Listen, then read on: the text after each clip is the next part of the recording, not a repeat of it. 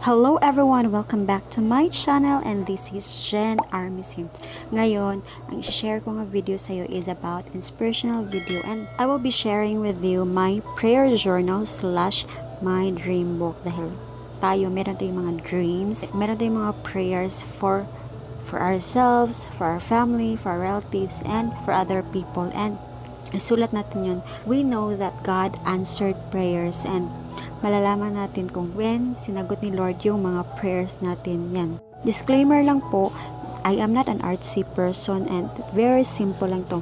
Ang goal natin dito ay masulat natin yung mga prayers natin, and although we pray verbally to God, but gusto ko rin sinusulat yung mga prayers ko para alam ko kung when yung sinagot ni Lord yan. Meron akong prayers for my family, for the church, for the community, for the world, family, friends, and relatives. Yan. Sinusulat ko yan isa-isa. As in, detailed yung sinusulat ko yan.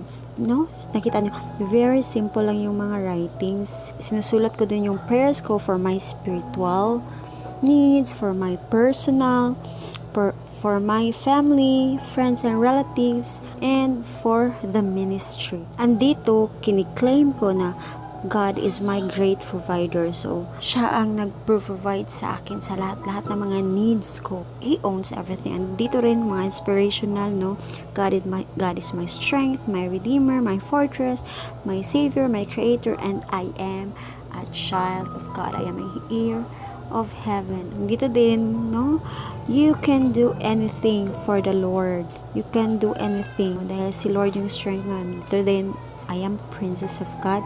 May mga isinusulat akong mga inspiration.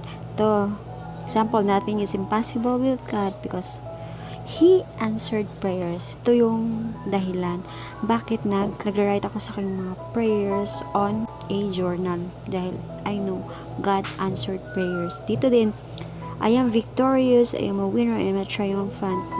Idinideclare ko yan every day. And I have here, prayer for the world. Sana si Lord maging merciful siya sa kanyang mga tao. Have mercy on us, God. And ito, pinaka-favorite ko to.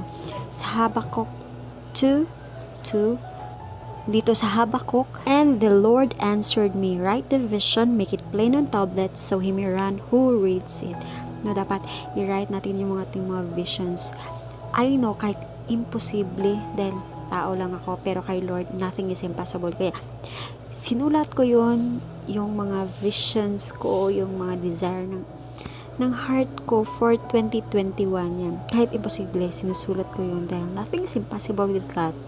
He can do anything and He answered prayers. Yan ang ating dream book. Quick flip through lang tayo sa prayer journal.